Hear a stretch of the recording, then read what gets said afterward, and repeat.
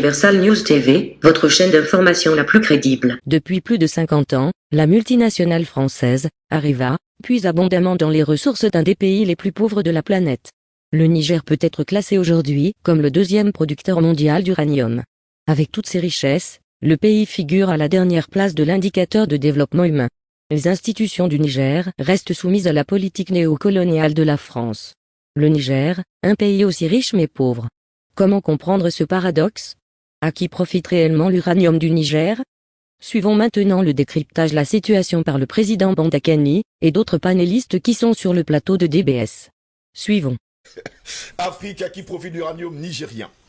D'un côté, des discours sur l'aide au développement, de l'autre, le pillage des matières premières. Le groupe français Areva a quant à lui renouvelé ses contrats miniers avec le Niger.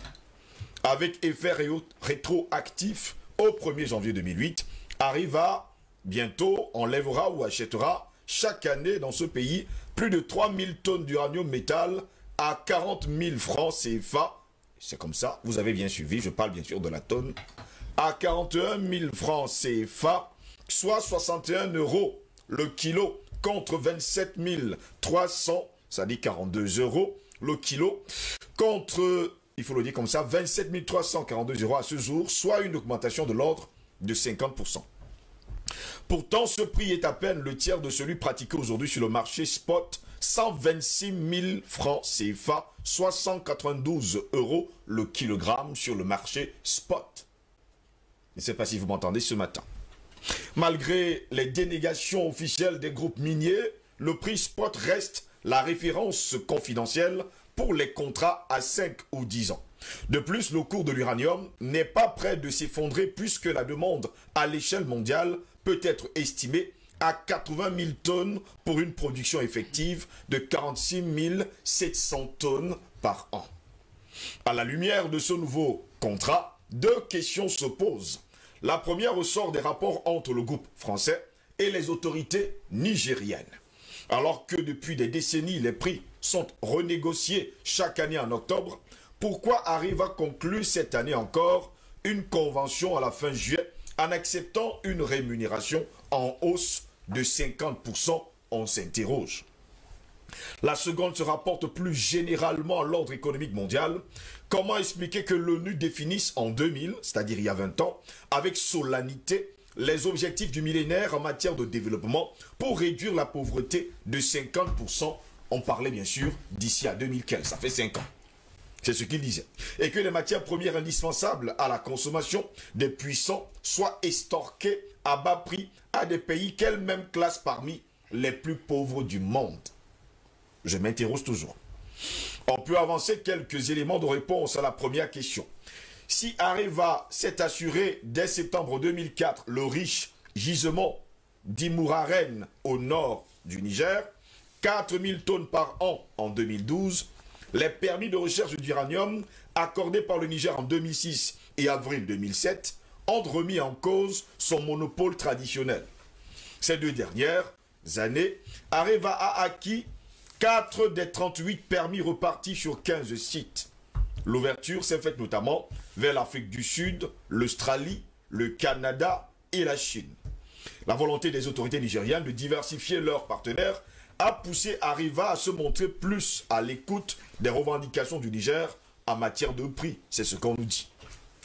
À cela s'ajoutent les récents déboires de ses représentants sur place, un ancien attaché de défense à l'ambassade de France au Niger et un ancien diplomate fraîchement reconverti, tous deux expulsés, il faut le dire comme ça, en 2007, soupçonnés d'intelligence avec le mouvement nigérien pour la justice, le MNJ, expression d'une rébellion touareg réanimée, il faut le dire comme ça, depuis quelques années. La seconde question se pose avec une cruelle acuité pour le peuple nigérien. Selon les critères de l'indice de développement humain retenu par le Programme des Nations Unies pour le développement, le PNUD, eh bien le Niger occupe la dernière position dans le classement de l'ensemble des pays du monde. Comment le comprendre? Quand on sait pertinemment que ce pays est riche en uranium. Je continue toujours de me poser des questions. Cette place est largement due au très fort taux d'analphabétisme. On parle de 89%, plus sensible encore chez les femmes. Pourtant, l'uranium du Niger est enlevé par les groupes miniers dont le français arriva en premier lieu au tiers du cours mondial et l'énergie nucléaire est la parade choisie par les puissances industrielles pour limiter soi-disant le réchauffement de la planète et préserver l'équilibre des écosystèmes. Sauvegarder la planète en maintenant dans la misère la majorité de la population qui vit dans ces espaces recelant l'indispensable source d'énergie, cette extravagante conduite politique du monde alimente à peine la mauvaise conscience des instances internationales. À l'ONU et dans d'autres enceintes, il est de bon ton de ressasser non sans condescendance l'impérieuse nécessité d'accroître l'aide publique au développement quand la théorie du pillage des matières premières n'est pas aussi morte qu'on le croit, à l'image de ce qui se passe au Niger et dans plusieurs pays du continent noir. Eh bien, en 2000, on nous parlait des objectifs du millénaire. La nouvelle ligne Maginot de la bonne conscience universelle ne font plus que nourrir des colloques et des fonctionnaires internationaux peu attentifs à la réalité même des rapports de force qui scellent le contenu des contrats et conventions signés par des groupes miniers au Niger, en Afrique ou ailleurs dans le monde. Voilà le paradoxe de tout ce qui se produit sur le continent africain avec la bénédiction de l'ONU, la bénédiction de la France, la bénédiction de la soi-disant, entre guillemets, communauté internationale. Président Banakani, je vais me tourner vers vous pour prendre votre réaction. Vous avez posé la question à qui profite l'uranium nigérien. Oui. Et cette question, elle seule, synthétise et exprime de manière concentrée le problème de toute l'Afrique dans son rapport à la France. Oui. Si vous répondez à la question à qui appartient l'uranium nigérien, vous allez répondre à la question à qui appartient l'Afrique et ses matières premières. Oui. Et les populations africaines. Parce que maintenant, on veut vous vacciner pour parachever l'affaire. Pour comprendre le drame de l'uranium, il faut remonter aux ambitions de M. de Gaulle, qui refuse à l'époque, du moins, qui veut offrir à son pays l'indépendance géopolitique par rapport aux Américains. Et pour ce faire, il lui faut assurer ses arrières. Et au cœur de l'enjeu, de cette assurance se trouve l'enjeu nucléaire. Pour parler fort parmi les puissances de l'époque, la France devrait avoir, n'est-ce pas, l'énergie nucléaire, la bombe atomique. Oui. On va maîtriser l'atomique. Mais la France est un pays qui n'a aucune ressource atomique, qui lui permet d'avoir une bombe atomique. Elle n'a pas d'uranium, elle n'a rien du tout. Ben, il faut en trouver. Donc, depuis les recherches avaient été menées depuis les années 56, 54, je crois, au Niger, qui ont permis d'aboutir à la découverte des gisements faramineux, n'est-ce pas, d'uranium. M. de Gaulle va donc créer le commissariat à l'énergie atomique à l'époque, dont M. Bellet qui a assis là. A travaillé là-bas, il faut le dire comme ça. Voilà. Donc il va créer ce commissariat à l'énergie atomique pour garantir l'indépendance de la France en matière d'énergie et incidemment en matière de possession de la bombe atomique. Et voilà où commence le malheur de ce pays. C'est là où du coup la France a rayé la prospérité que le Niger et le Nigérien étaient en droit d'attendre des richesses exorbitantes de leur sous-sol. C'est cela qu'il s'agit. Donc la France a confisqué simplement l'uranium du Niger. Elle a confisqué ça pour les besoins, n'est-ce pas, de la grandeur, de l'indépendance de la France, selon De Gaulle. C'est ça qui va aboutir à la création d'Areva. Oui. C'est là qui va aboutir à la création d'Areva. Vous savez, tout à l'heure, je vous ai parlé des chiffres. Vous avez rappelé la situation du Niger qui est parmi les 3 pays les plus pauvres du monde, jusqu'aujourd'hui. Le dernier pays aujourd'hui, en 2020. Le dernier pays le plus pauvre. Voilà, le plus pauvre du monde aujourd'hui. Voilà, le Niger. Oui, aujourd'hui, le pays le plus pauvre du monde. C'est ça un commentaire. Alors, je vous parle, je vais dire. Monsieur Le Drian a fait une visite il y a quelques jours dans ce pays pour dire que les élections qui arrivent au Niger, dans quelques jours, oui, vont être la référence en Afrique. La référence en Afrique. Il faut bien comprendre ça. Bon, pendant qu'il a dit ça, il y a un tollé au Niger. un tollé, parce que l'opposition nigérienne et une partie de la société civile ont failli s'arracher les cheveux devant cette ingérence la plus grossière de la France dans les affaires internes du Niger. En vantant Amadou Issoufou d'être un grand président, parce qu'il fait 2 mandats, il s'en va. Donc, le bilan de M. Issoufou, M. Ngos, c'est d'avoir fait du Niger le pays le plus pauvre de la planète.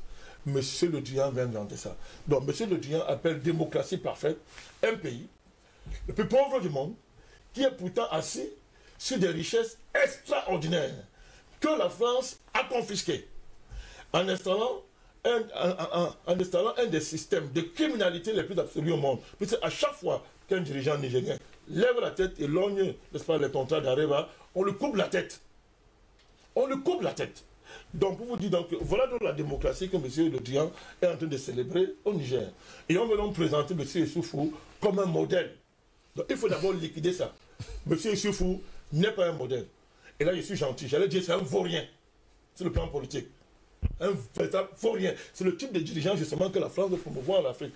Des gens qui vont faire des simulacres d'alternance, mais qui masquent en réalité la destruction de leur pays, l'appauvrissement de leur pays. Et que ces dirigeants travaillent à cela, pendant que la France les garantit des miettes à eux, à leur famille, à leur clan et à leurs amis. Ce qu'on appelle alternance à venir au Niger. Monsieur Issoufou a simplement préparé le terrain à son dauphin. Monsieur Bazoum, ça va être Issoufou sans Issoufou. C'est-à-dire que les mêmes schémas, le même système que la France a imposé au Niger va se perpétuer avec monsieur Issoufou. Je voulais revenir dans la question du Niger, de l'uranium. On est en 2007, 2008, je crois, 2010. Oui. On évaluait un peu ce que rapportait la vente de l'uranium d'Areva, du Niger à Areva. 2300 milliards de francs CFA. Et je vous rappelle que ce sont des évaluations sous-estimées. Oui. 2300 milliards de francs CFA. Oui. Le Niger ne touchait que 300 milliards sur les 2300 milliards de francs CFA. Il faut que les Africains comprennent quand on parle. Il faut comprendre ce que ça veut dire. Et je répète, sur les 2300 milliards que rapportait Areva, la vente de l'uranium du Niger dans le marché mondial, le Niger prélevait 300 milliards. 300 milliards. Sur 2300 milliards. Et ces 300 milliards-là, allez revoir. Est-ce que ça dit, qu'est-ce qui arrivait réellement dans le panier de la ménagère nigérienne? Rien. Parce qu'à travers toutes sortes de filiales, toutes sortes d'entreprises, toutes sortes de mécanismes, même les 300 milliards-là étaient pillés. Toujours par la France et l'élite nigérienne au pouvoir, endoublée par la France. Donc le peuple nigérien et le Niger n'ont rien. C'est pour ça que ce pays est le plus pauvre de la planète. Alors, même la diversification des permis d'exploitation, tout à l'heure que vous avez évoqué, je crois qu'il y a eu en 2006, oui, n'a pas changé la donne. D'abord, la France reste toujours maître de cette affaire, oui, possédant la part du lion à cette affaire. Et il faut signaler que Areva va évoluer, parce que quand De Gaulle prend le pouvoir, remplacé à Pompidou, il va se mettre en place une dynamique, oui, pour désormais amener les Américains à être partie prenante d'Areva. Et c'est le cas aujourd'hui, jusqu'aujourd'hui. C'est-à-dire les Américains sont avec la France dans un ensemble d'intérêts croisés pour gérer l'uranium du Niger. Alors il y a beaucoup d'implications qui seraient très longues d'expliquer ici ce matin, mais pour dire qu'il y a cette évolution-là. Ça vous amène à quoi? À dire que la diversification des partenariats, à dire des permis d'exploitation. Le champ par la donne parce que ce qui coiffe cette diversification, ce sont les banquiers, ce sont les investisseurs. Or, c'est le même, ce sont les mêmes. Le patron de Gaulle s'appelait Rothschild. Le patron qui est derrière ces entreprises encore, confessément diversifiées, y compris chinoises, hein, oui, y compris chinoises et canadiennes, ce sont les mêmes banquiers. Oui. Donc vous voyez que c'est terrible. Alors, si la France déjà prenait sa part à ce prix, et que maintenant vous amenez d'autres tueurs, c'est-à-dire des gens qui sont seulement là pour piller, pour saigner le pays, il va rester quoi au Niger? Vous allez donc voir qu'il va donc se produire une fausse croissance. Parce que la diversification des permis d'exploitation peut générer, de manière apparente, une croissance apparente. Parce que vous aurez plusieurs sites, n'est-ce pas, où on donnera l'impression d'exploiter l'uranium. et d'autres matières découvertes. Mais cette multiplication apparente des poches de croissance masque l'aggravation du pillage. Parce que là maintenant, là où la France mangeait seule hier, d'autres mangeurs, plus costauds même que la France, sont venus se mettre là. Ils vont prendre leur part. C'est pour ça que le Niger continue à être le pays le plus pauvre du monde, malgré les taux de croissance, qui sont n'est-ce pas, alignés, qui sont, comment dire ça, présentés, n'est-ce pas, au monde entier, comme étant de la performance économique. Donc, pour terminer, donc, l'uranium nigérien n'appartient pas au Niger. Parce qu'il fallait répondre à ça. N'appartient pas du tout au Niger. Ça appartient à la France, qui s'est donné les moyens de proposer ça aux autres. Comme j'ai dit que la France vend une marchandise qui ne lui appartient pas. Cette marchandise, c'est l'Afrique. Vous comprenez? C'est l'Afrique. Donc la France s'est appropriée l'Afrique et elle vend ça aux autres par divers canaux. Donc l'uranium Niger n'appartient pas au Niger. Ça appartient aux multinationales dans lesquelles la France a sa place. Mais coiffée par les banquiers qui sont nos ennemis. Les Rothschild, les Lazare. C'est peut-être que tu m'as connu très bien. Il faut citer tous les noms. Je pense au moins 13 familles. Il faut citer les noms. Voilà les gens qui veulent posséder la richesse des Africains en général et qui possèdent l'uranium du Niger. Et qui vont posséder toutes les matières premières qu'on va découvrir au Niger. Donc le débat sur le Niger, c'est encore le débat sur l'Afrique. À qui appartient l'Afrique? En ce début du XXIe siècle, on est en train de nous dire, Roha, comme on dit au quartier, à Douala, Roha, en face, comme monsieur, vous avez beau être des Africains, vous êtes chez vous, comme vous dites, mais ça ne vous appartient pas. On va prendre ça. Comme on a pris l'Afrique du Sud, vous n'avez rien fait. Mandela fait son cinéma. On l'a dégagé sur le plan formel l'apartheid, mais le pays nous appartient. Au point où aujourd'hui, les boss d'Afrique du Sud estiment qu'ils sont désormais autochtones. Il faut comprendre ça. Ils n'avaient pas osé faire ça sur l'apartheid. Mais aujourd'hui, ouvertement, ils disent qu'ils sont autochtones au point de vouloir créer l'État blanc. À l'Afrique du Sud. Ce n'est pas un jeu, il faut comprendre ça. C'est ce que je suis en train de dire. Quand les Blancs franchissent un pas dans une chose, il faut être très vigilant. C'est-à-dire, ils veulent créer un État blanc en Afrique du Sud. Donc aujourd'hui, le débat en Afrique du Sud, ce n'est même plus le post-apartheid pour dire que comment faire comment par exemple faire la réforme agraire, comment partager les revenus, bref, tout le blabla qu'on fait là. Aujourd'hui, le débat politique, c'est quoi? On ne le dit pas. C'est que, évitons l'avènement de l'État blanc. C'est un chantage blanc que les Blancs font. Et pour éviter donc ça, ne parlez plus jamais. Ne soulevez jamais la question de la terre. Ne soulevez jamais le fait que la banque privée, la banque centrale de l'Afrique du Sud, est la propriété des Blancs. La banque centrale est la propriété des Blancs. Ne soulevez jamais la remise en cause de la l'apartheid économique qui a continué après le Sibagui de Mandela. Donc, nous sommes devant une situation où on nous dit ouvertement, au début du XXIe siècle, que l'Afrique ne vous appartient pas. Et pour matérialiser ça, on va devoir vacciner. Monsieur Ngoz, je l'ai dit, et puis, vous êtes esclave. Moi, je suis esclave.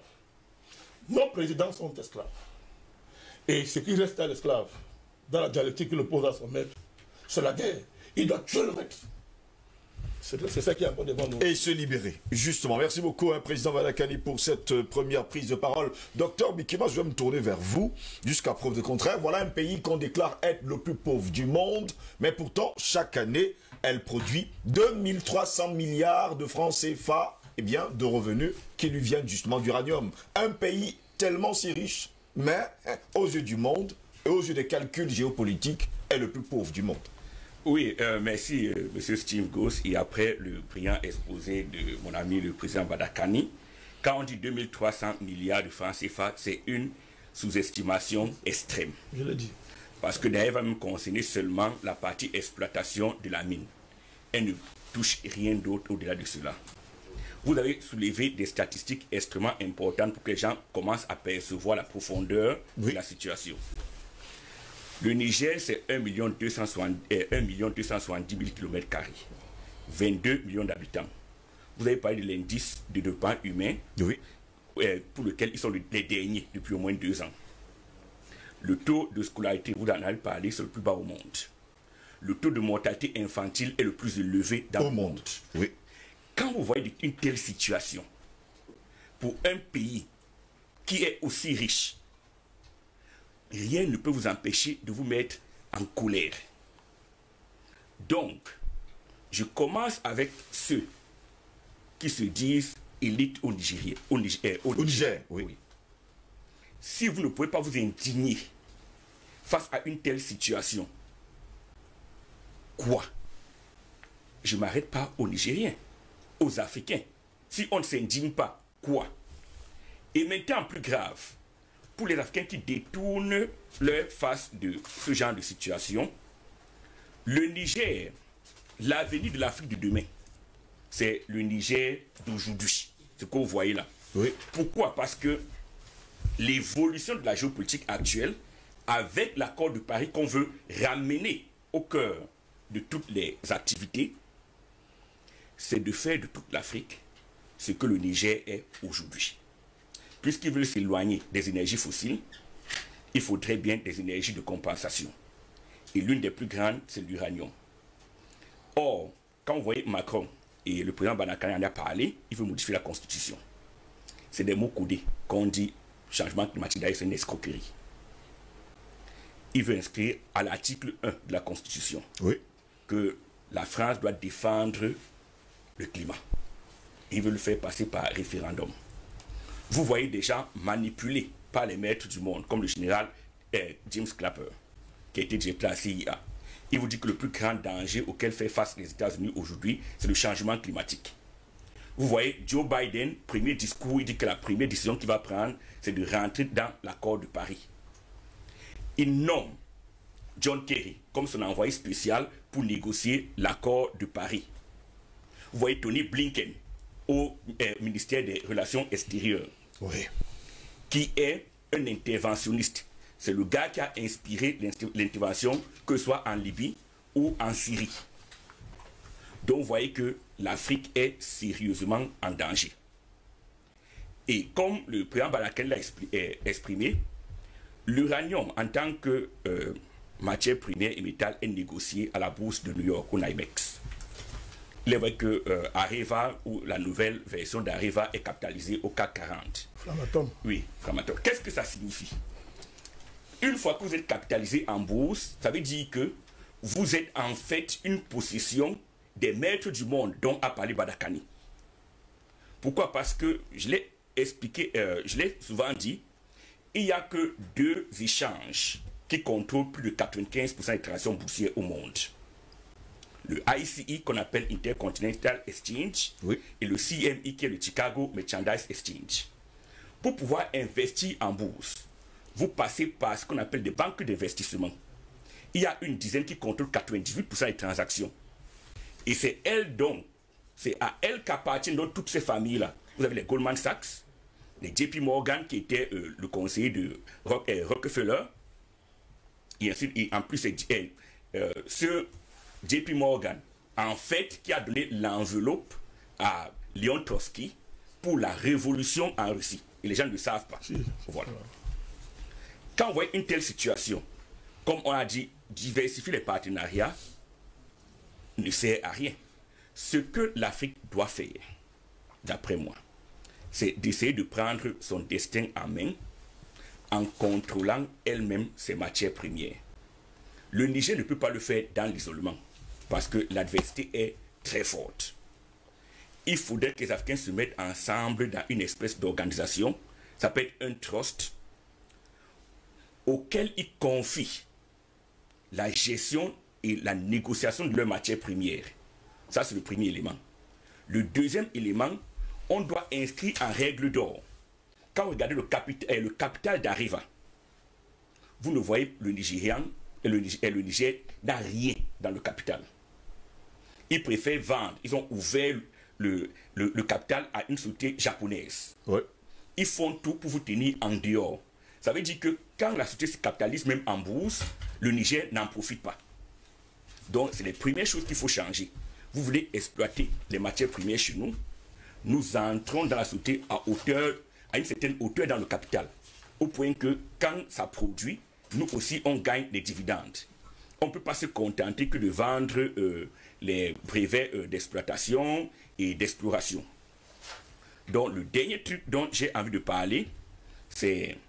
Il y a quelqu'un qui a évoqué l'Union africaine, cette ambassade de l'Union européenne en Afrique. C'est-à-dire, elle est totalement hors jeu. C'est-à-dire, il ne faut même pas... D'ailleurs, elle est même un handicap pour nous. normalement, il nous empêche même de fonctionner. On devait fermer... tu veux militer pour sa dissolution? Il faut absolument. Maintenant, je ne conseille pas aux Nigériens de faire ce que l'un des Nigériens a fait en 2013, où les partis fait exploser les mines d'Arriva. Mais je les conseille de trouver un moyen et de négocier avec les autres pays africains. Voilà ce qui nous manque. On ne connaît pas négocier. Parce que quand on regarde, on négocie en attirant les gens avec un intérêt. Si le Niger avait des gens dignes de ce nom, pas les marionnettes qu'on voit là, elles auraient pu négocier avec la plupart des pays africains. Vous nous envoyez un certain nombre de soldats, on récupère nos mines et on se partage des dividendes. Mais la France doit quitter le Niger et la France quittera le Niger. Parce qu'on a un combat, un plus grand combat devant nous. Ils croient qu'ils vont gagner avec les manipulations comme le vaccin, mais ils vont finir par perdre. L'avenir va se jouer dans quelques jours. Là, c'est ma première prise.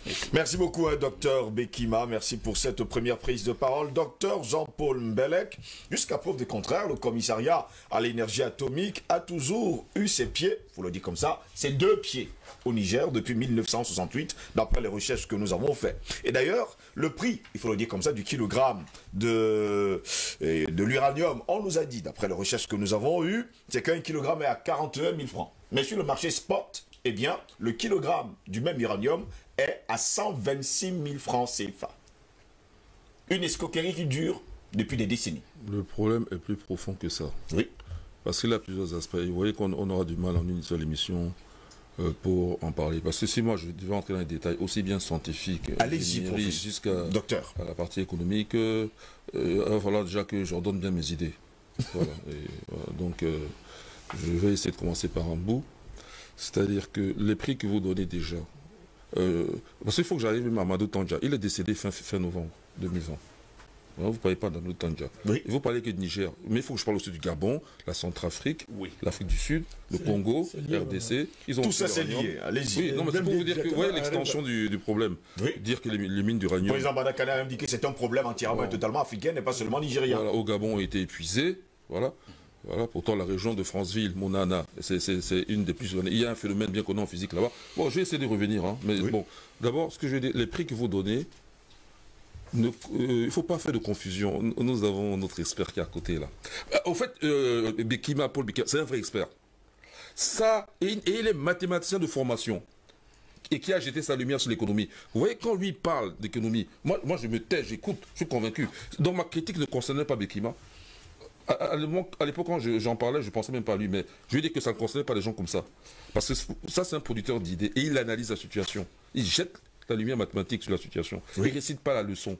À la limite, il est capable de faire une leçon, lui-même. Il nous a déjà fait la leçon, ne vous inquiétez pas. Il est même capable d'aller encore plus loin. Ça, c'est un vrai chercheur. Non, mais il ne faut pas exagérer. Allons-y, docteur. Voilà, le mérite des autres, qu'ils ne font que parler, ils ne font pas avancer. Rien que le peu qu'il a dit, déjà, ça a déjà jeté la lumière. Justement. Pour qui s'est analysé.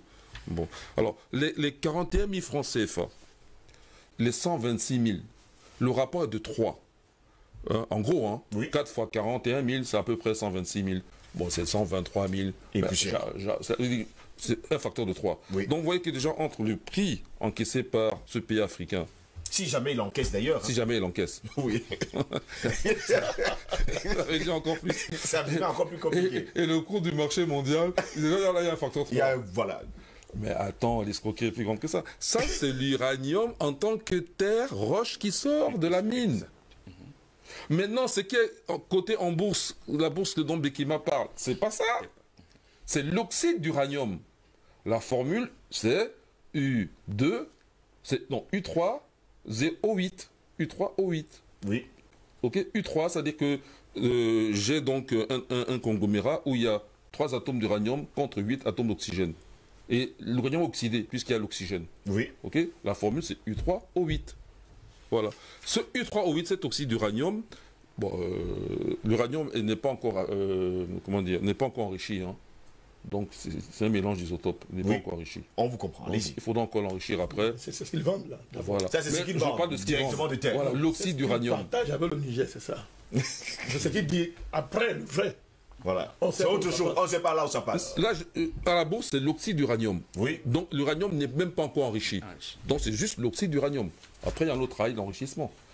Mais la différence entre l'oxyde d'uranium et l'uranium sorti de terre, c'est que dans l'uranium sorti de terre, au mieux, c'est le yellow cake. Oui. C'est-à-dire que c'est un Yellow mélange. cake, c'est juste un mélange. On a fait un traitement chimique Oui. pour un peu débarrasser beaucoup de résidus.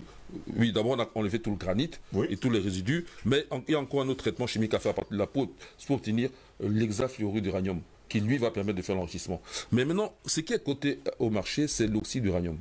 Voilà, il n'est pas besoin d'être enrichi. Voilà. Et là maintenant, c'est scandaleux, parce que le rapport entre le prix, les 126 000 francs CFA, cotation du marché, et l'ouverture du marché En bourse, c'est multiplié par 32. multiplié par 32. Oui. Donc ça signifie que si je calcule 126 000, je parle d'un kilogramme, hein. On va faire ça rapidement pour que les gens qui sont à la maison nous comprennent. Bon, ça fait 12, ça fait 1, ça fait 5, ça fait 2, 3, 6, ça fait 18, ça fait 1, 3 fois 2, 6, ça fait 7, là ça fait 3, eh bien messieurs, ça fait 3, ça fait 10, ça fait 4. Dans les 36 millions. Messieurs, ça nous fait 40 millions. 40 millions, voilà. 36 millions, j'ai dit, moi. 40 millions le kilogramme. Mais je vais donner une cours de mathématiques rapide, là. Allez-y. Quand tu as 32, tu ramènes ça à 33. Oui. 33, c'est 100 divisé par 3. Oui. Dans les deux zéros de 100, tu les mets déjà de côté. Oui. Et après, tu fais juste 3 fois 12, ça fait 36. Oui. 36 millions. 36 millions. C'est vite fait. Allez-y, on vous suit. J'ai pas eu besoin de calculatrice. Le matin, vous êtes rapide, allons-y. Continuons à parler d'ailleurs. Donc, quelque part, on a 36 millions. Je t'ai respecté, hein. J'aurais pu donner la réponse avant que tu aies fini. Arrêtez. Mais c'est la vérité, j'avais déjà la réponse. Allez-y, on vous suit d'ailleurs. Ok. Ça veut dire, moi, j'en profite pour dire, comme je parle beaucoup de mathématiques, pour dire que le mathématique, c'est pas le calcul. Tout à fait. Le stade suprême de mathématiques, c'est le raisonnement. Donc, il faut trouver juste la chose qui te permet de mettre, juste d'écrire, Tout à fait. sans calculer. On vous assure. Voilà. Ça accélère le raisonnement, ça le Absolument. densifie. Voilà. Alors, donc, vous voyez déjà qu'il y a une différence de prix. Bon, ça, j'ai réglé l'affaire. 36 millions le kilogramme d'uranium. Maintenant, En bourse. comme Et l'a pendant ce expliqué- temps, le pays le plus pauvre du monde. Mais bien sûr, oui, les rapports.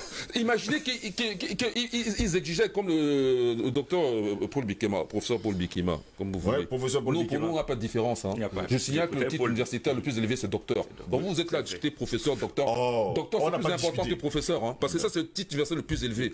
Professeur, c'est la nomination. Selon les pays académiquement, selon que tu as le choix qu'on t'ait mis dans tel ou tel poste. On donne le grade. Voilà, on s'en fout de là-bas. Nous, on est docteur. Voilà. Et moi, c'est ma fierté, je suis docteur. Et qu'il n'y a pas plus titré que moi dans le monde, dans mon domaine. Point final. Voilà. Ok, maintenant je reviens. Docteur Paul Bikima. C'est important. Voilà, ce qu'il dit là. Il veut dire par là que si on était vraiment indépendant, vous voyez, l'indépendance, c'est que ça, sur ça, moi, je ne discute même pas. Quelqu'un qui veut parler de la francophonie, je ne veux pas savoir. Et moi, je suis prêt à donner ma vie pour ça. Parce que nos générations, ils vont souffrir avec les vaccins, ils vont souffrir encore plus. L'esclavage que nous, on se plaint là, ça sera pire. Donc, il faut régler la question. Il faut donner sa vie définitivement. Je répète, hein, pour le CFA, ceux qui vont rigoler demain, moi, je dis que Jean-Paul Bellec, je ne suis pas là pour passer mon temps. On doit travailler, on va les renverser très rapidement, d'une façon ou d'une autre. Moi, je le dis, hein. D'ailleurs, j'attends que quelqu'un vienne me toucher. On va voir. La révolution commencera ce jour-là. Je dis. Allons-y en d'ailleurs direct. avec notre Là. raisonnement. Non, il faut que les gens soient. On est catégorique. On en a marre de l'esclavage. Parce qu'ils ont eu un pain ce matin. Mais combien on meurt entre temps? On va continuer comme ça. Ça suffit. Et puis on passe pour des imbéciles. Il n'est pas bête. Je suis pas bête. Bon, il n'est pas bête. À 3 ans, toi-même, tu n'es pas bête. Mais on passe comme si nous, on était bêtes là. Sans compter les techniciens. Mais ça suffit. Et le DG. Et même celui qui a fait Dampoulot, celui qui a fait ça, il n'était pas bête. Comment il a fait pour arriver là? Mais il est extraordinaire pour arriver là. Regarde d'où il part, de son village du nord du Cameroun. Il a quand même fait d'autres. Il n'a pas seulement fait. Il y a le thé, il y a beaucoup de choses que monsieur a fait. Je parle de monsieur Dampoulot. Oui. Donc on n'est pas bête. Donc ça veut dire qu'on ne doit plus passer pour des gens bêtes. Et les blancs, eux, sont bêtes. Et c'est même des gens très émotifs. Il ne faut plus que les blancs dominent les noirs. Nulle part. Et encore moins en Afrique du Sud. Et je suis strict quand je dis ça. Bon, maintenant, je reprends mon calme. Je ne suis pas énervé, hein. Je marque le temps seulement. Voilà, maintenant je reprends mon calme. Vous avez le droit de vous énerver. Allons-y, docteur Jean-Paul Bellec. Voilà. Donc si on était au niveau où Bikima nous l'a expliqué, le Niger, c'est les 130 millions qu'ils auraient au lieu de 41 000. De 41 000. Vous voyez la différence? Ils ne pourraient plus être pauvres. Ok, ils pourraient financer leur développement. Il n'y aurait pas autant d'analphabétisme, il n'y aurait pas autant d'enfants morts, il y aurait des hôpitaux corrects, vous comprenez? Et ils auraient plus de fierté. Et nous, on serait fiers avec eux. Voilà. Donc c'est pour cela, nous ne pouvons plus faire de concessions à ce niveau-là. Il faut que nos intelligences soient fonctionnelles. Donc il faut qu'on s'organise et qu'on soit déterminés. Voilà. Et le nombre noir est un nombre fort. On est les plus forts de la planète, on passe pour les plus faibles. On est les plus forts. Physiquement, il n'y a pas plus fort que nous. Bon, intellectuellement, on est au moins tous équivalents, mais physiquement, on est très fort. On a les muscles qu'il faut, on a la mélanine, on a tout ce qu'il faut. Moi, je vous poserai justement la question à Dr Jean-Paul Bellec. Qu'est-ce qu'on attend pour utiliser nous-mêmes cet uranium qui est sur notre sol? Bon, j'arrive, non? Mais bon, je vais chuter alors, parce que tu m'obliges à chuter. Non, je vous pousse pas à chuter. Ok. Prenez votre temps. Là, quand vous parlez de Areva, et vous parlez de la France c'est zéro. Vous allez même parler de Gaulle. Par exemple, parler de Gaulle, c'est zéro. Je signale que le développement nucléaire en France ne tient pas à la politique de De Gaulle. De Gaulle, c'est un opportuniste à qui les Américains n'ont jamais cessé de lui faire comprendre qu'il reste à sa place. Oui.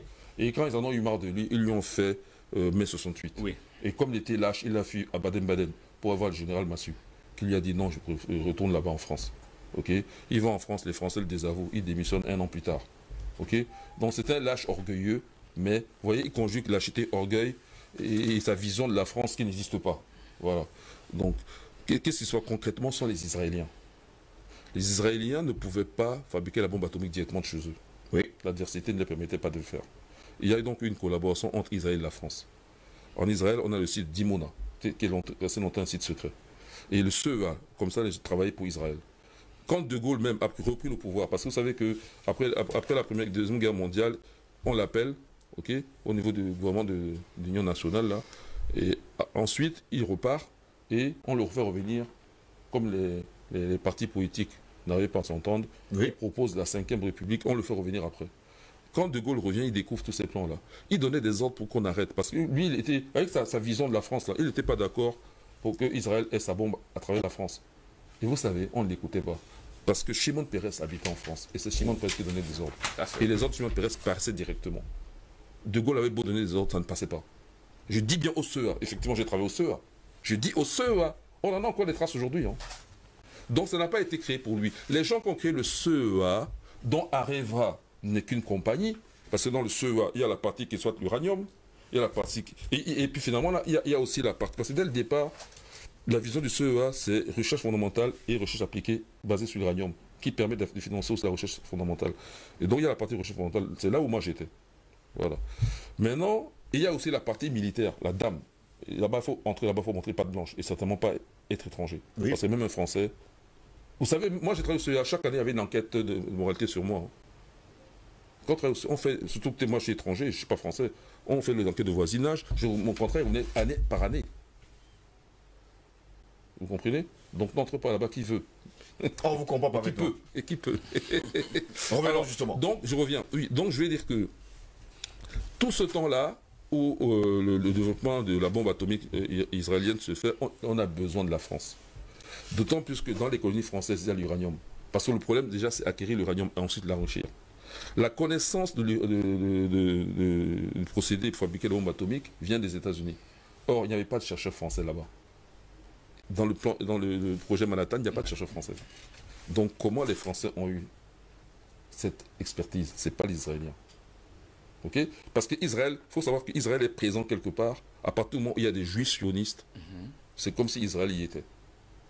Vous voyez, là, je ne parle même plus du Talmud, juste le mouvement politique sioniste. Oui. S'il y a des juifs sionistes quelque part, quelle que soit leur nationalité, vous êtes sûr que tout ce qu'ils vont acquérir profite à Israël. Parce que ils militent pour ça. Ce serait la même chose pour nous les Africains. Si les Noirs américains avaient la même conscience, là où il y aurait les Noirs américains, par exemple, ou les Noirs brésiliens, ou les Noirs entiers, profiteraient à l'Afrique. C'est la logique. On ne peut pas reprocher ça, c'est normal. Voilà. Donc, ça c'était pour régler la partie française. Alors maintenant, donc c'est que la France amène ses colonies. Il faut savoir, moi j'ai vu les comptes, dans les années 80, ils osent encore publier leurs sources d'approvisionnement en uranium. Vous ne voyez jamais un pays africain mentionné. Maintenant, grâce à Internet, on fait des fouilles plus approfondies. Mais quand vous prenez un document d'Areva, par exemple, okay, ou Framatome aujourd'hui, et vous regardez quelles sont l'origine de l'uranium, c'est jamais marqué, c'est toujours la France. C'est comme si ces gens venaient de la France. Ils vont vous dire qu'ils prennent en Australie, ils prennent au Canada, mais... Au Kazakhstan. Au Kazakhstan, oui, c'est ça, oui, absolument. Mais il n'y aura jamais l'Afrique. C'est marqué France. Donc tout l'uranium qui est creusé justement chez nous ici est marqué chez eux Oui. Made in France. C'est leur part. Voilà. Maintenant, restons sur le Niger. Oui. Tanja, il s'est arrêté au premier niveau, pas au niveau de Dr Bukima. Il a voulu juste qu'on augmente le prix de l'uranium de 41 000 à 126 000 francs CFA. Oui. Ok. Bon, et on lui a fait ses misères, vous savez. C'est un coup d'État, président Badakadé. Voilà. Et, voilà, on a fait un coup d'État et Mamadou Sifo est venu après les élections plus ou moins arrangées. Et il est mort, il est décédé récemment. Oui, Il en est novembre dernier. arrangé, pas plus ou moins. Voilà. Élection arrangée. Bon, voilà. Nous reviendrons d'ailleurs sur le sujet demain, mesdames et Je messieurs. donne des informations là, Oui. de détails peut-être au second tour. Autre chose, toujours c'est Issoufou. Issoufou était un ancien ingénieur des mines formé à Saint-Étienne en France. Allez voir. Et lui, il a été directeur de la mine d'Arlit. Oui, Voilà. oui. Non, c'est ça que je viens de dire, non? Voilà. Ancien Voilà. cadre d'Arriva, allons-y. Oui, à Arlit, c'est celui qui dirigeait la mine là-bas, en tout cas le cadre nigérian qui dirigeait. Donc, pendant les 10 ans qu'il a passé justement à la tête du pays, la Voilà. seule chose qu'il est venu Bon. faire, Et il est venu c'est juste accomplir après le Tanja travail de ses maîtres. pour ouvrir encore plus de mines à la France et négocier de nouveaux accords en faveur de la France. 35 sites actuellement. Bon, voilà. Donc, vous comprenez la logique. Avant, il y a Amadou Diori, à qui on a fait un coup d'État, c'est Nikunche, 1974. Et Amadou Diori, lui, c'était un fervent de la francophonie. Donc, vous voyez que dès le départ, puisqu'il a contribué à la création de la francophonie. Avant, il faut être Senghor. Oui, oui. Et donc, vous voyez que dès le départ, le Niger est mal parti. C'est un pays parti pour travailler pour la France. Et contrairement au Sénégal, qui au moins a bénéficié de certains subsides dans leur collaboration, qui continue jusqu'à aujourd'hui, le Niger, non. C'est juste, on prend. Oui. Et on vous jette. Alors, maintenant, je fais un saut pour finir sur l'Afrique. Bon, le Centrafrique, vous voyez que tous les mouvements de guérilla, d'ailleurs, en Niger, même le mouvement de guérilla Touareg, là, c'est lié à l'uranium. Moi, je crois que les gens, s'ils ne comprennent pas bien le mouvement, moi, je connais bien les Touaregs, hein, parce que je répète Touareg moi-même. Oui, une famille Touareg voulait m'adopter.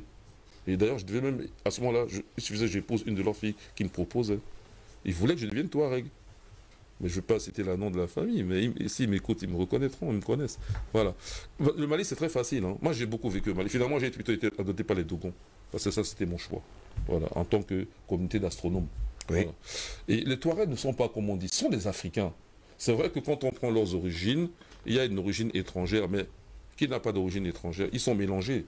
C'est une communauté intégrée au Mali ou au Niger, les Touaregs. C'est différent. On les met parmi les Berbères par la langue. Mais c'est différent des Berbères d'Afrique du Nord, qui d'ailleurs sont très blancs, eux. C'est pas tout à fait le cas des Touaregs. Ok? Quand vous voyez une fille Touareg, quel que soit, c'est un peu comme une fille Peul. Bon, les Peuls, eux, sont beaucoup plus africains, je suis d'accord. Mais bon, je voulais donner l'exemple au niveau du teint, par exemple. Hein, Oui. parce que chez les Peuls, parfois, il y a des gens qui ont des teints très clairs. Mais même au niveau des autres peuples de la forêt, il y a aussi des gens très clairs. Les Pygmées sont très clairs, de peau, par rapport à un Sénégalais, par exemple. Voilà. Bon, donc ça ne veut rien dire. Les relations des temps. Mais je dis, quand je vois une fille Touareg de dos, c'est difficile de penser qu'elle est Touareg. C'est quand elle se retourne, on voit qu'elle est Touareg, parce qu'elle a la forme des femmes africaines. Elle n'a pas la forme d'une femme européenne. Et vous savez, j'ai beaucoup vécu en Europe, donc je connais la forme des femmes européennes. Bon. Ok, alors, donc le Gabon, Oui. le Centrafrique, c'est réglé, puisqu'on crée des conflits. Ok? Niger, Mali, conflit. Mali, il y a aussi des mines d'uranium là-bas Justement. qui ne sont pas encore exploitées. Conflit. Centrafrique, conflit. Maintenant, Gabon. Gabon, c'est catastrophique. RDC, conflit. Mais Gabon, les premières bombes atomiques, la bombe à uranium des États-Unis, l'uranium vient du Congo. Congo, RDC. Oui. Oui. Il y a eu deux bombes, une à plutonium et une à uranium. Voilà. Alors, l'uranium, c'est Hiroshima. L'uranium vient du Congo. Oui. Voilà. Alors, maintenant, pour le Gabon, c'est catastrophique. Vous voyez, le Gabon, les mines sont épuisées. Et ça fait déjà pratiquement 20 ans que les mines d'uranium Sont épuisés. totalement épuisées. C'est-à-dire qu'on peut plus elles sont plus viables pour l'exploitation. C'est-à-dire que les Français ont trop pris, ils ont fait des stocks chez eux. Et il y en a, le reste, ils ont vendu. Voilà. Or, écoutez bien, or, dans le monde, c'est la seule région où il y avait une forte concentration en uranium. Si bien qu'il y a 1,8 milliard d'années, il s'est créé là-bas une fission nucléaire naturelle qui a duré plus de 100 000 ans. La rivière Oklo, servant de modérateur pour ralentir les neutrons. Oui. Oui, la rivière s'appelle Oklo. Voilà. Et la concentration étant telle, d'autant plus que si on remonte en arrière, il y a 1,8 milliard d'années, le taux d'uranium 235 est fissile, qui n'est que de 0,7% aujourd'hui. À l'époque, il était de 3,8%. 3,8%, c'est ce qu'il faut pour les centrales nucléaires civiles, pour les faire tourner. Donc déjà, on avait le bon taux à l'époque.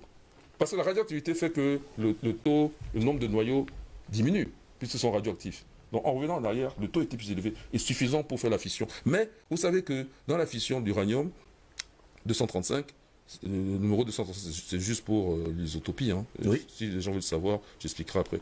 Il faut que le neutron soit lent. Pourquoi? Je vais expliquer. Je vais prendre, donnez-moi, voilà, je prends mon téléphone et je prends ma lunette. Mettons que ça, c'est un nucléon. Ça dit une petite particule dans le noyau de l'uranium 235. Oui. Et ça, c'est un autre. Quand il y en a beaucoup d'autres. Il y en a ici. Autour. Il y a 235 nucléons au total. Quand le neutron arrive, s'il est trop rapide, il va trouver un passage et il va traverser. Parce qu'il est trop rapide. Il faut qu'il soit lent pour qu'il entre et cela le coince. Il ne peut pas passer parce qu'ils ont le temps de le coincer. Vous comprenez? Oui. Voilà. Parce que comme une balle de fusil, si tu tires, si c'est pas trop rapide, ça va rester coincé dans le sac de sable. Mais si la balle est trop rapide, elle peut percer le sac et continuer. Alors, le but du jeu, c'est que le neutron reste dedans. Oui. Quand l'uranium reste dedans, c'est là que l'uranium se rend compte. Parce que le noyau, c'est comme un bateau. Et le vide, c'est comme la mer. Il se rend compte qu'il est trop lourd maintenant. Comme il est trop lourd, il se casse en deux. C'est la fission et ça libère l'énergie. Et d'autres neutrons vont faire la même chose. La réaction est dite divergente. Ok? Voilà. Donc, pour ralentir les neutrons, là-bas, c'est le fleuve, la rivière Oklo. L'eau, c'est un modérateur. Parce que ce sont les noyaux légers qui permettent d'interagir plus fortement avec les neutrons, dont les ralentir. Et l'eau est un noyau léger. Puisque, contrairement à l'uranium qui est 235, l'eau H2O, ce n'est que 238. Oui. Et quand je dis 235, c'est l'uranium pur. Parce que si c'est oxydé, il faudra encore ajouter autant d'oxygène. Donc vous voyez que l'uranium, c'est très lourd. Vous prenez 1 kg d'uranium comme ça, là, c'est tellement dense que déjà l'or, ça vous paraît lourd. Ok? 1 kg, quand vous prenez 1 kg d'eau, vous avez l'impression que le chlore noir perd beaucoup plus lourd, parce que c'est dense. Mais le d'uranium, c'est encore beaucoup plus dense que l'or. Ok?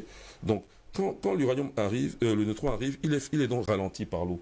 Et à ce moment-là, à cette époque-là, il fusionnait dans les noyaux d'uranium 235. Et c'est comme ça que la réaction, la première pile atomique du monde est naturelle. C'est dans la région de...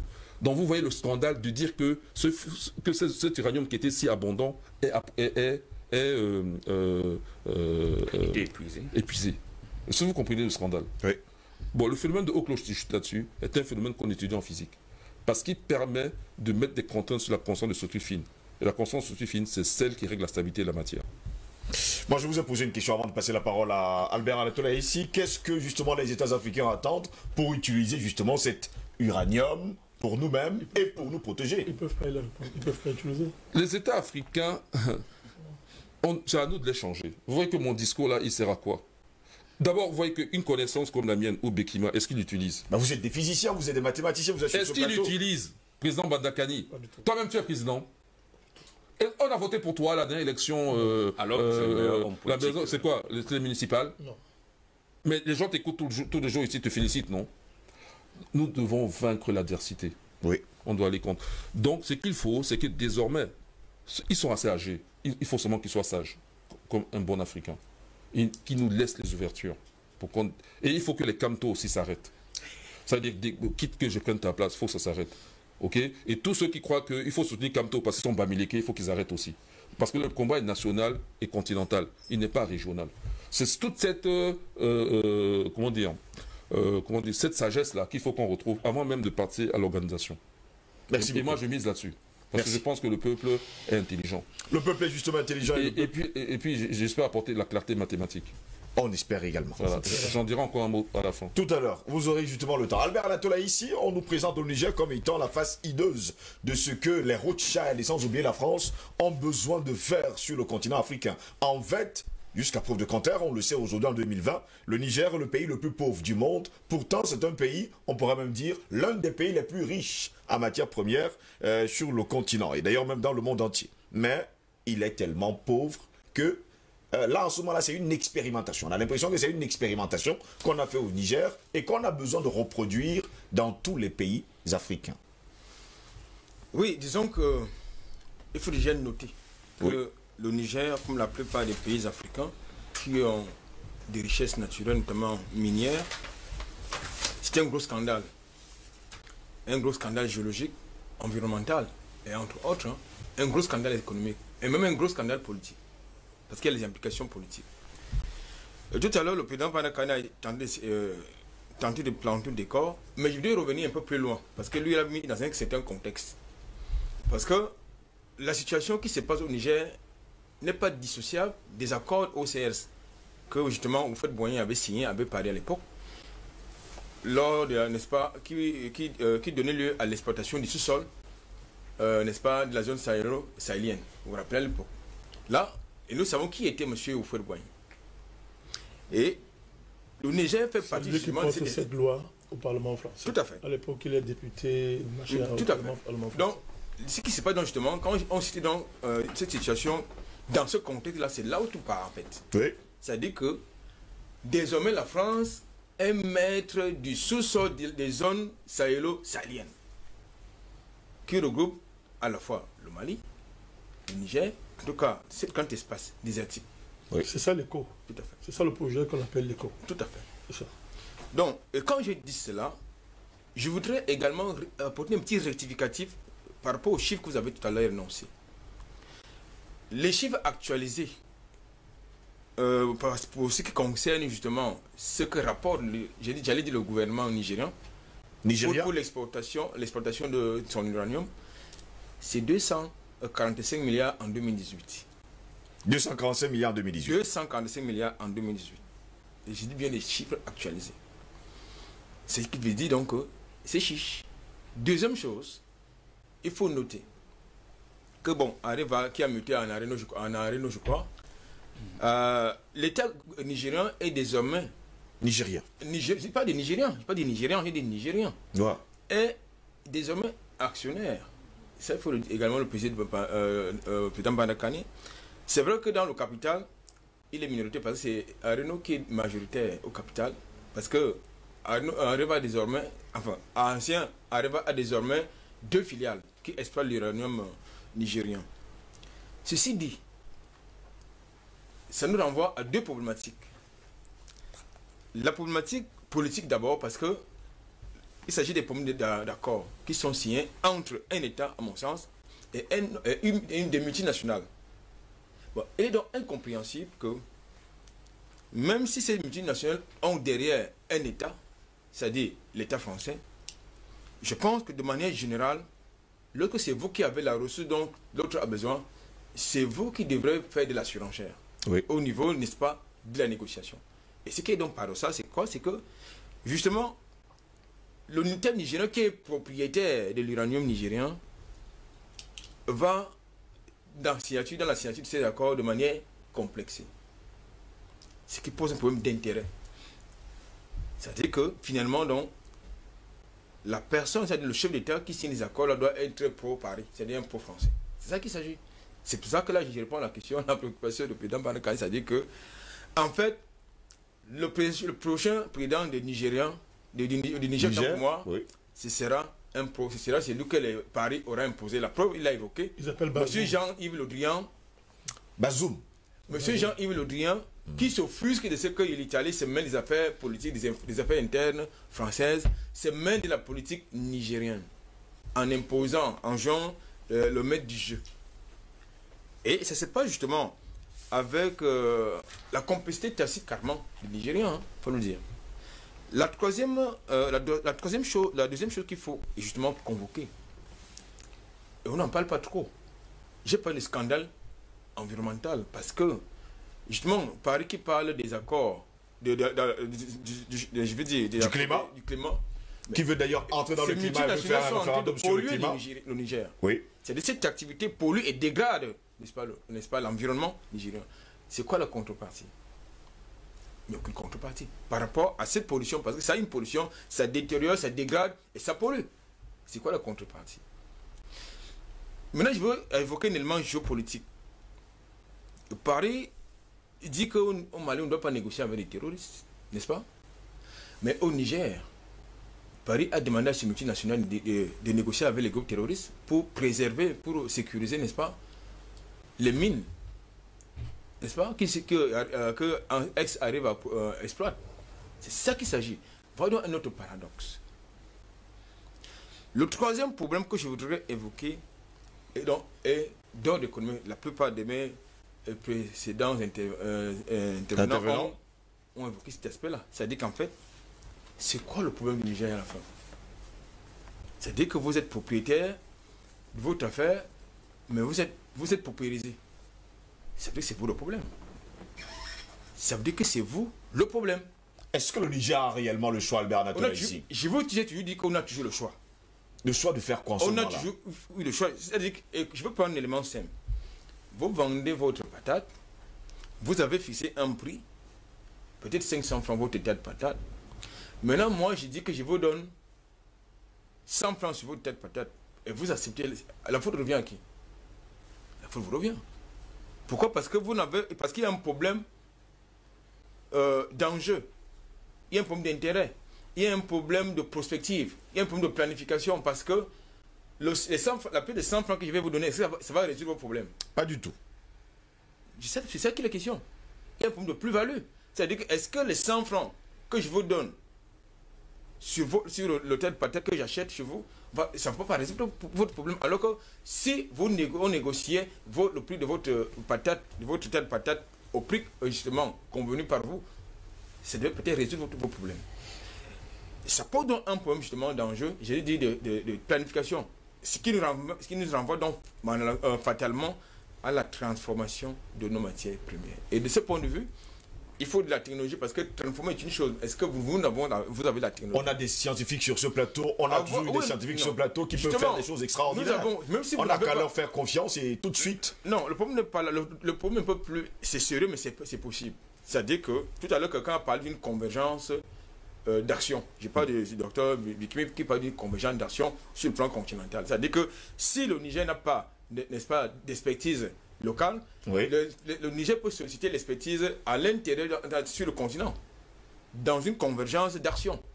Puisque si nous avons ensemble le même ennemi, le même bourreau, ça veut dire que dans une perspective, n'est-ce pas, de désaliénation, eh bien, on doit avoir une convergence d'action d'intérêt. Merci Albert Anatola ici. Le président Balakani voulait justement réagir. On va lui laisser le temps de réagir rapidement avant de commencer à lire les messages de nos téléspectateurs ce matin. Monsieur Ngos, vous voyez qu'à la lumière du débat, on arrive à une conclusion que je me suis empêché volontairement de tirer de ma première conclusion parce que je voulais. Justement, donner l'occasion aux autres. Sans le panel, je voulais qu'on arrive là. La question du Niger, c'est une question mondiale. Si vous voulez comprendre les enjeux du climat, de l'accord de Paris, revisiter la question de l'uranium nigérien. Tout à l'heure, monsieur le docteur Bekima vous a interpellé sur la supercherie du climat.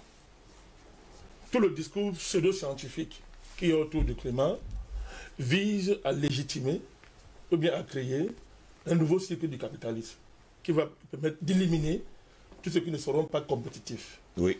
Cette compétitivité désormais est basée sur des critères tellement élevés que ça déclasse naturellement, n'est-ce pas, les pays, entre guillemets, qui ont été volontairement écartés de la compétition par diverses manières.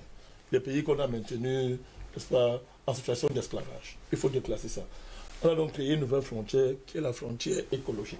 C'est une escroquerie. Si vous croyez que l'écologie est vraie, croyez que le Covid est vrai. Les mêmes gens qui vous mentent sur le Covid, vous pensez qu'ils vont vous dire la vérité sur le climat? Est-ce que c'est possible? Alors si vous voulez savoir ce que j'ai dit, je ne vais pas revenir sur... Si vous voulez faire une émission sur l'écologie, nous allons venir ici avec des documents pour démontrer aux Africains que la question de l'écologie, c'est une manipulation, comme ils manipulent l'affaire du Covid. Vous voyez comment c'est une manipulation qui a tous les apparences de la science. Oui. Si certains scientifiques dignes de ce nom ne s'étaient pas révoltés pour défendre la vérité, mais qui de nous parlerait?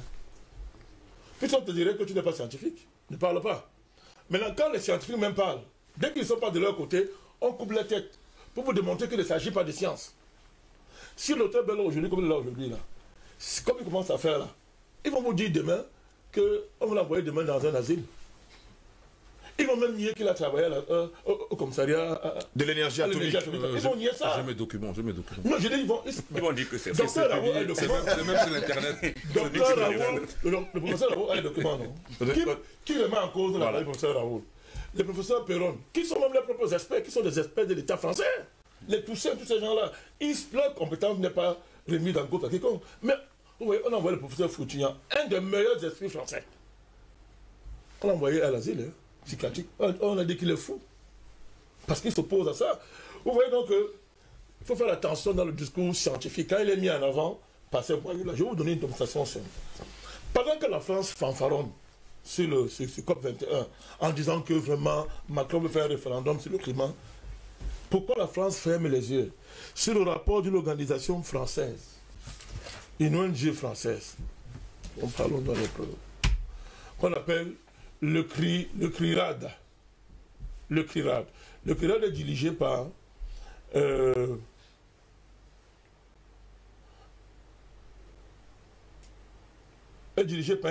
un physicien.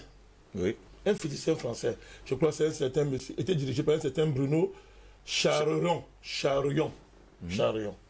Physicien connu. Celui qui dirait l'onde. Alors, on a commandé un rapport d'enquête indépendante et scientifique sur les conséquences environnementales de l'exploitation de l'uranium au Niger. Monsieur Ngos, c'est un scandale mondial. Le niveau de pollution est terrible. C'est-à-dire, c'est au-dessus, 500% de fois des standards internationaux en la matière. Le rapport, il existe. Il est là. Bon, pourquoi donc Paris, qui fait le bruit, qui se présente comme le plus grand défenseur de l'environnement, ne commence pas à fermer carrément Areva? Tout à fait. Parce que la conséquence directe de COP21, c'est de fermer Areva, qui est un scandale en matière de pollution au Niger. C'est un crime contre l'humanité en matière de pollution au Niger. Ce rapport existe, c'était commandé par les Français eux-mêmes. Puisque même le même rapport a permis de déclencher une polémique en France sur l'environnement, sur les conséquences de la pollution des sites nucléaires en France. Et c'est parce que les Français étaient menacés qu'on était obligé de remonter à la source d'où provient l'uranium, qu'on était obligé de venir au Niger. Donc c'est même pour les besoins de la France que ce rapport a été commandé. Mais ce rapport, quand vous le lisez, c'est un scandale en matière de pollution environnementale. Sinon la France est soit peu cohérente, qui se présente comme défenseuse du climat, comme celle qui va sauver la planète. Ils sont d'une philanthropie supérieure à Dieu. Ils aiment le climat un peu que Dieu lui-même, qui a créé ces choses-là. Si la France donc croit ça, pourquoi les conséquences qui sont liées à ce rapport ne sont pas tirées? À savoir la fermeture pure et simple d'Areva. Donc on se moque de vous. On se moque de vous, il faut démontrer ça. On se moque de vous. Donc il n'y a pas de danger écologique. C'est-à-dire que c'était créé pour passer au nouveau cycle capitaliste dans lequel ils sont maintenant là. Vous comprenez? À partir du moment où les Rothschild, ces 13 familles-là, vraiment, je vais chercher les noms, hein. J'ai les noms, je vais mettre les noms. Quand je parle de Rothschild, que j'en comprends bien, c'est l'emblème simplement. C'est un nom totémique, mais qui signifie toutes ces familles qui ont tout l'argent, qui ont confisqué les richesses de la terre. Maintenant qu'ils ont réussi à confisquer ces richesses de la terre, qu'elles ont réussi à avoir ces richesses de la main, maintenant ils décident que, ok, on passe à un autre cycle. Mais ils sont en train de sortir du capitalisme, alors qu'on nous a dit que c'était indépassable. Hein. Quand vous voyez leur projet, aux États-Unis aujourd'hui, on les appelle communistes. Pourquoi? Lorsque aujourd'hui, M. Ngos, on vous dit que pour travailler, il faut un passeport sanitaire. Parce qu'on veut vous imposer un vaccin, on détruit l'économie. Ça fait depuis bientôt 1 ou 2 ans, on arrête le travail. Vous restez chez vous, vous ne travaillez pas. On est même prêt à vous donner un revenu universel. Pourvu que vous acceptez le vaccin. On n'est plus dans le capitalisme. C'est inadmissible. Les principes du capitalisme interdisent un tel arrêt du travail. Vous comprenez? On est arrivé à un niveau où quelques entreprises multinationales ont confisqué le marché mondial. Et n'acceptent plus la concurrence, ne veulent plus la concurrence qui pourrait les déclasser demain. Alors donc, on élabore des barrières, vous voyez, des barrières qui permettent la confiscation du marché mondial par quelques multinationales entre les mains de ces 13 familles. C'est de cela qu'il s'agit. C'est pour ça qu'on va liquider tous les PME du monde. Il faut éteindre tout ça. Toute l'économie qui est non multinationale, qui est non, qui n'est pas toutes les activités économiques qui ne sont pas sous leur contrôle, ou bien qui ne sont pas, c'est-à-dire qui ne sont pas catégorisées dans ce qu'ils ont décidé comme étant demain l'activité. C'est ce qu'on appelle travail désormais. C'est eux qui vont décider c'est quoi le travail. Tout ce qui n'entre pas dans ça, on va éliminer. On va éliminer tout ça. Et ça va rester entre quelques poignées de personnes qui vont se partager l'affaire. C'est un truc terrible, c'est même de la démence. Parce qu'à la fin, c'est même l'économie. On retourne au Moyen-Âge, où je l'ai dit ici une fois, il y avait un seigneur qui avait les serfs. Il régnait sur les serfs, qui était sa propriété. Il les protégeait. Et les serfs travaillaient pour lui. Quand les serfs avaient fini de cultiver son champ, parce que lui, il était un roi, un noble. Il se livrait à des choses de nobles, les plaisirs des nobles. Et pendant que les serfs travaillaient, quand le serf avait fini, il avait une petite portion qui était pour lui. Il pouvait travailler là-bas pour se nourrir. Mais il était la propriété, il était le bien. Hein? Il était la propriété du Seigneur. La révolution capitaliste a été justement de détruire cette féodalité, de sortir les gens des seigneuries, des forts des seigneuries, oui, de casser tout ça, d'inventer la manufacture, et désormais d'inventer l'esclavage salarié, comme dit Kalman. C'est-à-dire désormais, c'est le serf est libre, mais il vend son énergie, il vend sa force de travail à un capitaliste, celui qui lui offre le marché, le travail, pardon, dans la manufacture. On y retourne, sauf que cette fois-ci, avec la technologie, c'est global. Donc ça n'a même pas de sens. Il s'agit carrément simplement de l'extermination de la population mondiale. Il s'agit d'arrêter la vie, de tuer la vie. Des gens qui tuent la vie, mais ne peuvent pas nous parler de climat. Mais c'est quoi ce qu'ils ont fait ça? Ils vont faire quoi à Paris? C'est quel climat? Je ne veux pas dire certaines choses qui ne sont pas encore publiques. Ils connaissent les chemtrails. Les chemtrails. Chemtrails. Oui, les chemtrails. C'est-à-dire où on vous demande par exemple que, en fait, quand on parle de menace de climat, ces gens sont en mesure de détruire le climat, d'inventer les pluies acides, de modifier l'environnement quelque part. Et d'attribuer ça et de dire que c'est une catastrophe naturelle. Or, c'est fabriqué. Haïti a servi de champ d'expérimentation intellectuelle. Ouais. Le truc qu'il y a eu à Haïti, c'était une expérimentation. Il y a le document, il y a les preuves. Hein.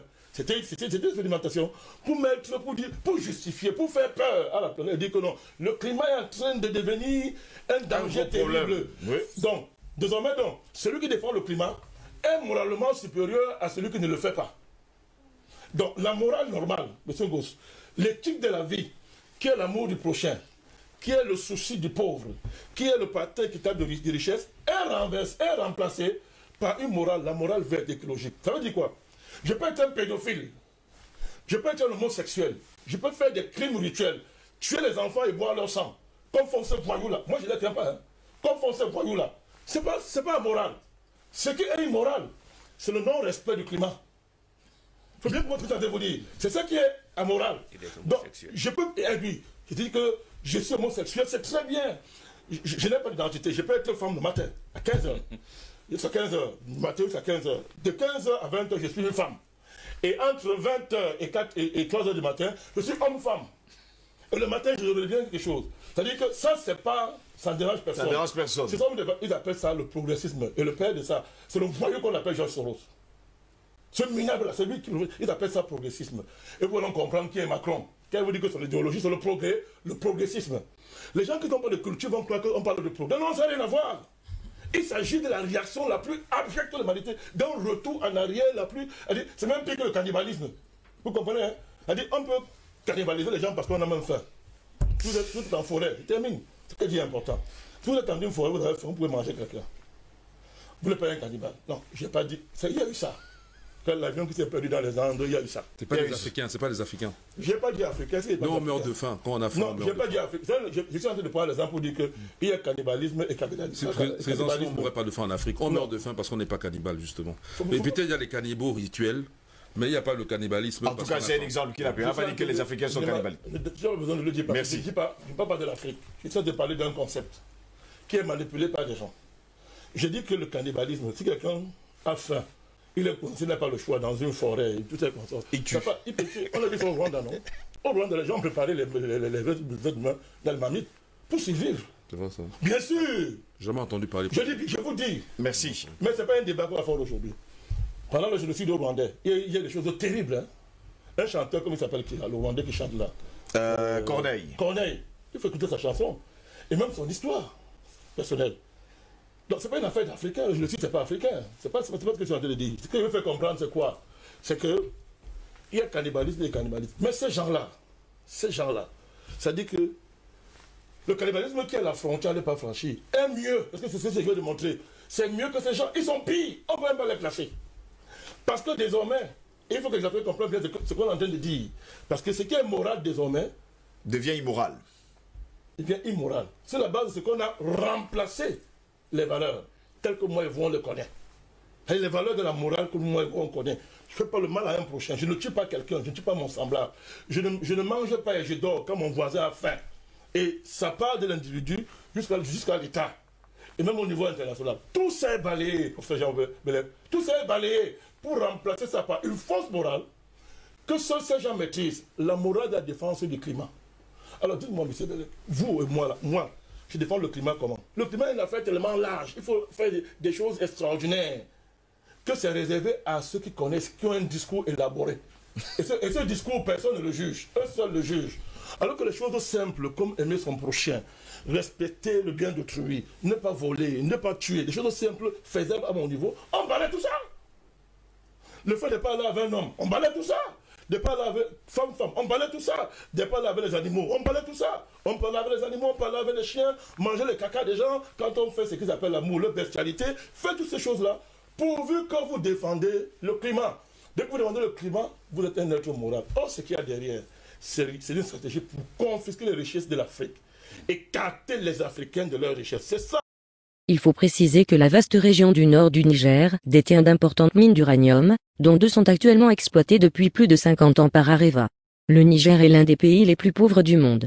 Avec plus de 60% de la population vivant avec moins de $1 par jour, le pays se situe au dernier rang du classement de l'indice de développement humain des Nations Unies. Ici, Christine Muriel, pour Universal News TV. Merci de suivre Universal News TV sur YouTube. Nous vous rassurons que les informations que nous diffusons au quotidien sont suffisamment crédibles. Alors, n'hésitez pas à liker la vidéo si elle vous plaît, et si vous êtes nouveau sur la chaîne. N'oubliez pas de vous abonner et d'activer la cloche de notification pour ne pas rater nos prochaines vidéos.